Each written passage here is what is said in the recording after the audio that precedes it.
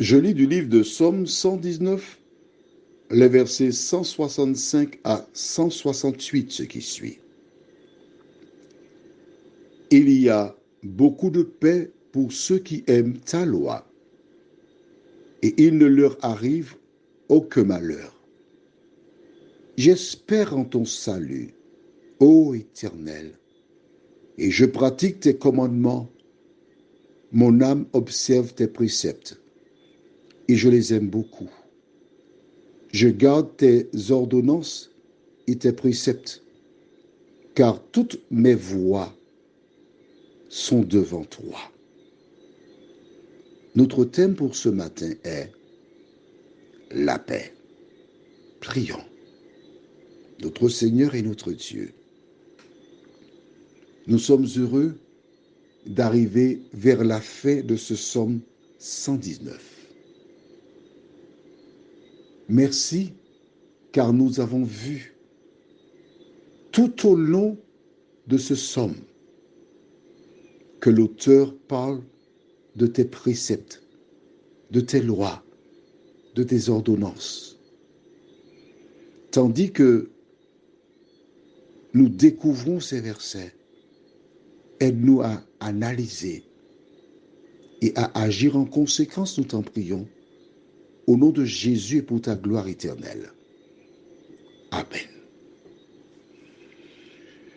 Le verset 165 déclare: il y a beaucoup de paix pour ceux qui aiment ta loi.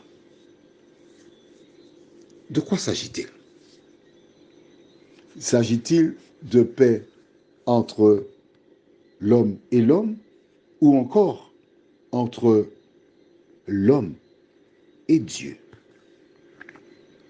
C'est une question que je te pose. Donne-moi la réponse.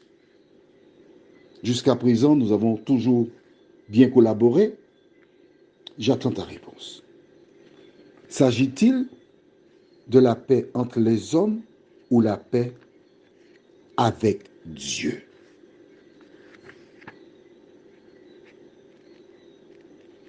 Pas de réponse? D'accord. Quand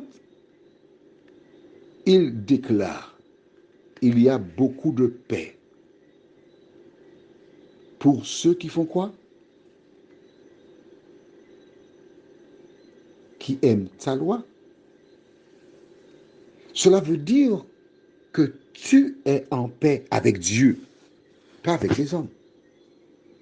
Parce que les hommes sont continuellement à la solde de l'ennemi pour te faire la guerre. Un chrétien est appelé à mener une vie pas facile. C'est clair. Beaucoup de personnes disent que c'est facile. C'est facile, oui.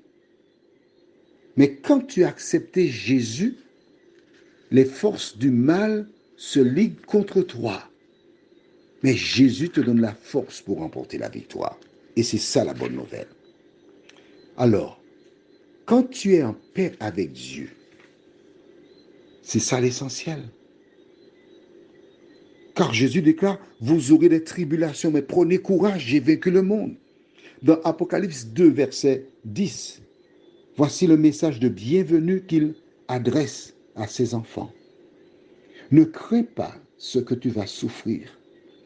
Voici le diable jettera quelques-uns de vous en prison afin que vous soyez éprouvés et vous aurez une tribulation de 10 jours. Sois fidèle jusqu'à la mort et je te donnerai la couronne de vie. J'ai une maison qui, à l'époque, il y avait un sous-sol vide. Et une voisine avait ce qu'on appelle des poules gemmes, des coqs, qui vinrent sous la maison. La dame habitait à vol d'oiseau à 10 mètres de moi. Et à 4h30, je n'avais pas besoin d'horloge ni de réveil matin. Les coqs chantaient là sous la maison. La dame entendait ces coqs chanter. Mais ils chantaient de plus belle. J'ai pris ma fourche, j'ai fourcheté sous la maison, et en fourchetant sous la maison, les coqs et les poules partirent. Mais le soir, oh là là, j'avais préparé un appartement pour eux. Ils revenaient, le matin, ils chantaient. Mais j'avais un projet. Le Seigneur me poussa à fermer sous la maison. Mais il y avait un pommier, pomme d'eau, juste à 5 mètres de la maison. Les coqs et les poules montèrent dans le pommier. Et j'avais toujours ma chanson. Je n'ai jamais rien dit à la voisine. Mais un jour, je n'ai plus vu les coqs et les poules.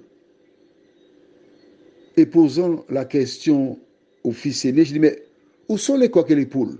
Et il me répondit, ah non, quand j'ai vu que les coqs et les poules sont sous ta maison, ils chantent là, j'ai dit, c'est pas bien. Alors j'ai fait un poulailler pour les coqs et les poules. C'est pourquoi tu ne les vois plus. J'ai omis de te dire que j'ai aussi prié. Je n'ai pas demandé d'explication à la dame. Je ne lui ai pas dit, alors madame, vous ne sentez pas que vos coqs me gênent pour faire quelque chose pour les coqs? Non. J'ai déposé l'affaire entre les mains du Seigneur. Il s'en est chargé. Il y a beaucoup de paix pour ceux qui aiment ta loi. Quand tu réalises que l'ennemi permet cette situation pour que tu entres dans son jeu, la dame te réponde, comment peux-tu lui dire après que Jésus est mort pour elle? Prions. Notre Seigneur et notre Dieu, nous voyons comment nous sommes des équilibristes sur cette terre. L'ennemi utilise toute espèce de moyens pour provoquer la division entre nous et celles et ceux que nous rencontrons. Mais nous te demandons, Seigneur, de nous aider chaque jour à maintenir à l'esprit que nous avons le devoir d'être la lumière du monde. Merci pour cette grâce, nous t'en prions. Au nom de Jésus et pour ta gloire éternelle. Amen. Je te souhaite une bonne journée.